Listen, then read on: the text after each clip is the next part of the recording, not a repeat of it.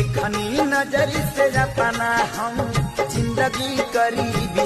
वो कहते हैं ना, एक गरीब की मजबूरी एक गरीब ही समझ सकता है। बात करें भोजपुरी इंडस्ट्री की, तो भोजपुरी इंडस्ट्री में सबसे गरीब खेसारी लाल यादव जी थे। मैं अभी वाला खेसारी लाल यादव का बात नहीं कर रहा हूँ, मैं उन दिनों का खेसारी लाल के बारे में बात कर रहा हूँ जब उन्होंने रोड पे लिट्टी चोखा बेचकर और स्टेज पे लोगों के साथ फीमेल का एक्टिंग करके रुपया पैसा कमाकर अपना घर चलाता था। आज वही खेसारी लाल जो सड़कों में लिट्टी चोखा बेचा करता था, आज वो महलों में रहा करता है और एक तरह से देखा जाए तो भोजपुरी इंडस्ट्री का सबसे बड़ा स्टार है। आज उनको जब भी टाइम मिलता है वो गरीबों की सेवा करने में कभी पीछे नहीं हटते। जब भी उनको टाइम मिलता वह गरीबों के रुपया पैसा जो भी उनके पास रहता है वो यथाशक्ति के अनुसार उनको देते हैं। ऐसे खेसारी लाल को मेरा सादर प्रणाम है।